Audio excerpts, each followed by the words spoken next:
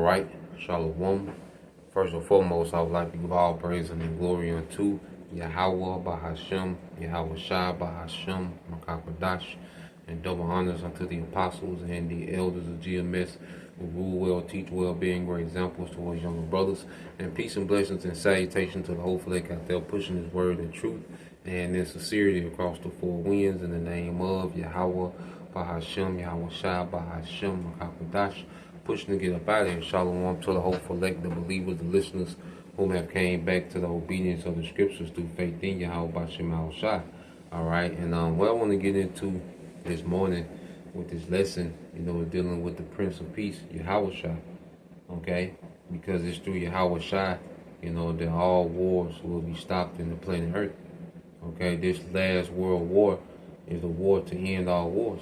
And this war is the dividing asunder, okay, from the rulership of Esau to the rulership of Yahawashi, and the rulership of Yahawashi is the rulership of Israel, beginning with the elect, the Lord will part of the number, and the Lord is getting ready to have mercy on.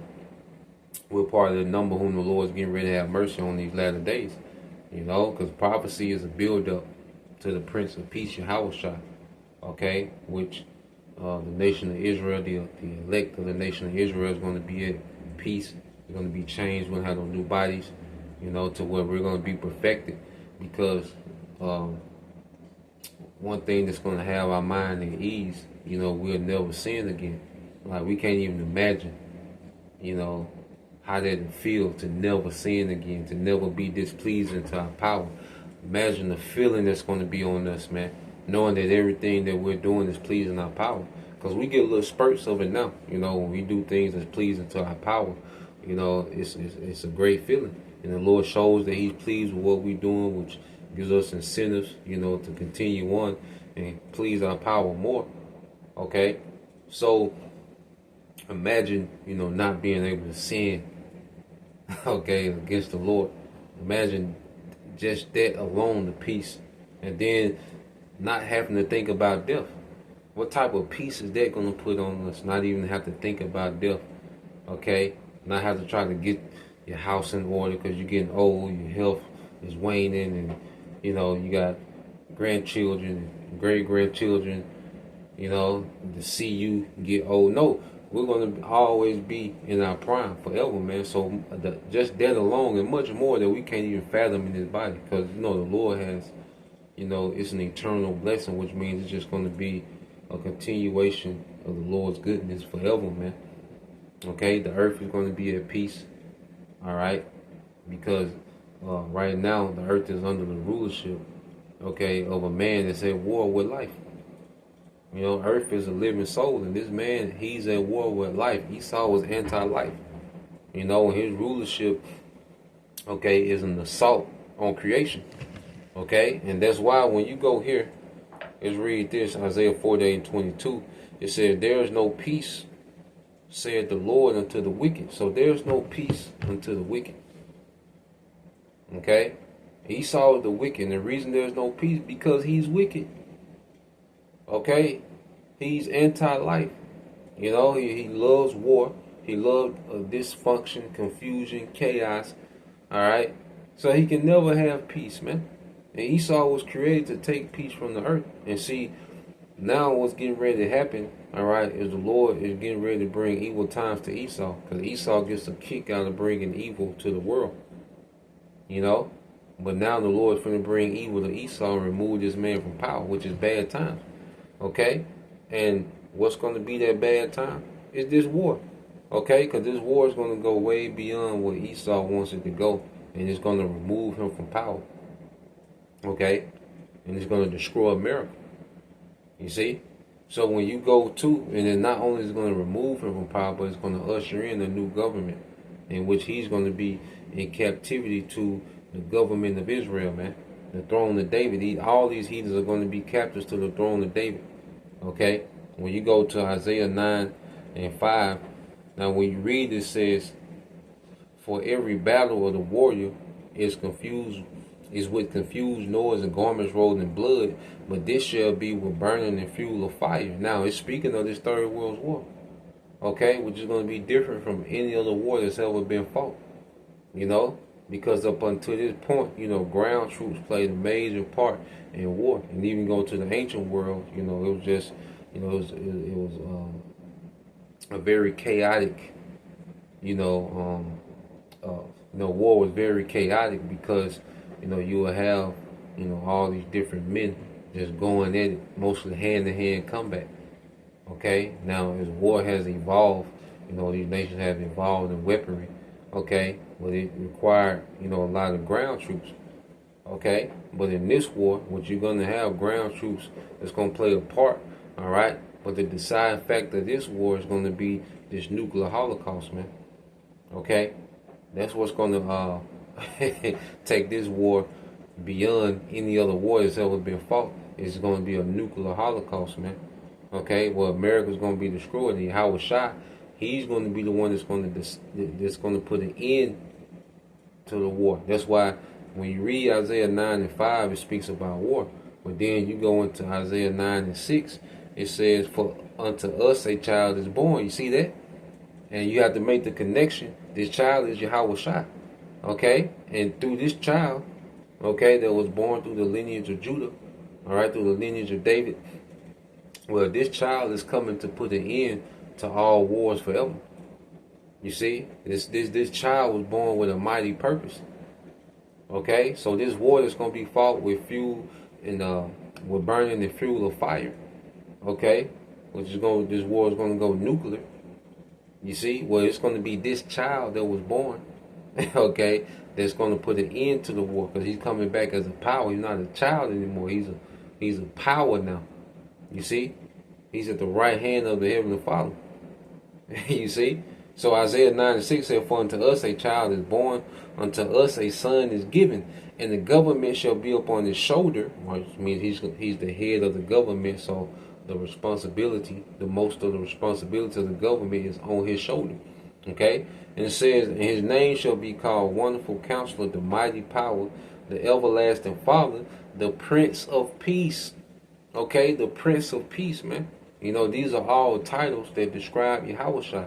You know, Wonderful Counselor, which he's going to rule with wisdom. Okay, the Mighty Power, you know, because he's a mighty power. He's sure say he's not going to meet thee as a man. He's going to meet these Edomites as a power. He's coming back to Rome, this reloaded Rome. Well, he's coming back as a power. He met Rome as a man, you know, when he had to be crucified. But now he's getting ready to meet Rome as a power. Rome has revived itself, and YAHAWASHI is going to have a second coming, okay?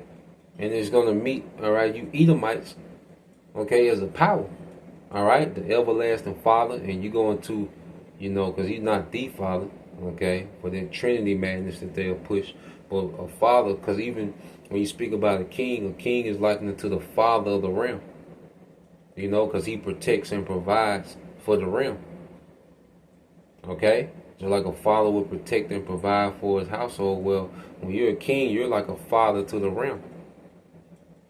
You see? So YAHAWASHI, he's coming back, all right, as this wonderful counselor, this mighty power, okay? And it says the everlasting Father, because he's going to be the everlasting protector and provider, okay, for his kingdom, man. You see, which is going to encompass the whole earth and even beyond, but beginning with the earth. Okay, he's going to be a protector of Israel and a provider for Israel, man. We're going to aid him in ruling these other nations, okay, in righteousness, man. Okay, verse 7 says, "Of the increase of his government and peace there shall be no end, upon the throne of David and upon his kingdom." So it says the peace shall be no end. It's going to be everlasting. It says, upon the throne of David and upon the kingdom, to order it and to establish it with judgment and with justice from henceforth forever. The zeal of the Lord Yahweh Bashim of hosts will perform this, man. So the zeal of the Heavenly Father is going to perform this, man. And we're getting ready where the Lord's going to perform this. And this is why the Lord has World War III formulated, man. Okay? Which you know this devil has other prophecies that he has to pull off, man. Okay? He has other things that the Lord wants him to accomplish before this war goes nuclear, man. But everything is in the pot being stirred up for the Lord to perform, establishing YAHAWASHI as the King of Kings and the Lord of Lords in the earth, man. Okay, and he's going to bring peace unto the elect of Israel. All right, and as the elect bring back the 2/3 in the kingdom, they're going to be born into peace. All they're going to know is peace, man. Okay, the earth is going to be at rest. The earth is going to be at peace, man. The earth is going to be able to flourish, okay, and function as it was meant to function from the beginning. Okay, the earth is going to go back to a paradise, man. And that's why, because the kingdom is going to be a continuation, okay, of their reign of Solomon. When Solomon was, righteous the most of his rulership until the very end. All right, but the peak of King Solomon's rulership, well, the kingdom is going to be a continuation of that on a whole nother with a whole nother glory, and we're going to get that because you get Sirach 47 and 12. It says, after him, which is after David, rose up a wise son, and for his sake he drew up that large. Solomon reigned in a peaceable time and was honored. For the Most High made all quiet round about him, that he might build a house in his name and prepare his sanctuary forever. How wise wast thou in thy youth, and as a flood filled with understanding. Thy soul covered the whole earth, and thou fillest it with dark perils. You see? So his soul, which is influence, covered the whole earth. And that's coming back again. And the influence of YAHAWASHI is beginning, all right, to infiltrate the earth now through the prophets, man. Okay, and that's a part of this devil knowing he had but a short time. Okay? Because the influence of YAHAWASHI is pushing Esau out of power, man. You see? Through this word, man. This word is pushing Esau, okay, over the ledge, man. You see? But going back into it, says, thy name went far unto the islands, and for thy peace thou wast beloved, even amongst other nations, man. Okay? Because the earth was at peace. You see? King Solomon was a glimpse of what YAHAWASHI is coming to do forever. On a higher glory. Okay? Because even after 1,000 years, these nations are going to be able to enjoy a peaceful kingdom. Now, in the first 1,000 years, it's going to be a rigorous captivity because they're being punished, all right, for following Esau, and righteousness has to be instilled into them. They have to be broken. In 1,000 years, going to be breaking up, okay, the wickedness that Esau has instilled into these nations, man, especially the higher ups, okay. It says, the countries marvel at thee for thy songs and proverbs and parables and interpretation.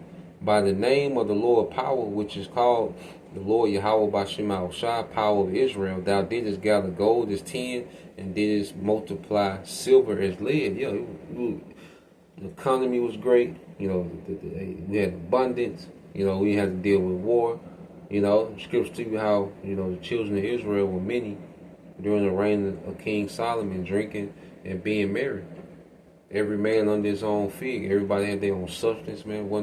You see, that's another thing, man. We're not gonna be worried about no bank accounts and overdraft. No, we're gonna have substance, man. We're not this system, this control grid, because even this dollar, is a tool of control. But even that whole system is gonna be removed, man. It's gonna be a whole new system in righteousness, man. Okay, so the worries of this world, they die in this world, man. Okay, they die in this age, man. We're not going to have none of the worries of this world in our kingdom, man. We're going to be fully at peace, man. From every aspect, man. Family, your wives, your children, you're going to be fully at peace in every aspect, man. Okay? Now, when you go here, just to show that we got a glory coming that's even above during the era of King Solomon, man, it's going to be a complete upgrade, okay? It's going to be that format, but it's going to be it's going to be a whole nother glory, because we're going to be changed. That's why you go to Ezekiel 36, and I'm going to read it in the Ezekiel 36 and 8, and this is us being put back in that land, and that land flourishing and giving abundance, man. Ezekiel 36 and 8, it said, but the mountains of Israel will produce heavy crops of fruit for my people, for they will be coming home again. See, I care about you, and I will pay attention to you. Your ground will be plowed and your crops planted. I will greatly increase the population of Israel, and the ruined cities will be rebuilt and filled with my people. I will increase not only the people, but also your animals, O mountains of Israel. I will bring people to live on you once again. I will make you even more prosperous than you were before. Then you will know that I am the Lord YAHAWASHI, man. Okay? So the Lord says he's going to make us prosperous, even more prosperous than we were before. Going back to that era of King David and King Solomon. He's going to even make us more prosperous, man. Okay? And then the thing, we're going to have immortality, man. You see? And we're going to have the law within us, man. Which is going to open us up to another level of blessing, man. You see? Another level of wisdom, man. Man. YAHAWASHI, the Prince of Peace. That's what we waiting on, man. Okay? Damn this place. Being entangled in what? Man. If it ain't YAHAWASHI, man, what are we talking about? You know, if it's not rooted in YAHAWASHI, if it doesn't go back to YAHAWASHI, shit, we not talking about nothing, man. You know? So that's the point. Just wanted to go into that, Lord will, you brothers. All right, and you few sisters edified. Till next time I say shalom. Shalom, Shalom, Shalom.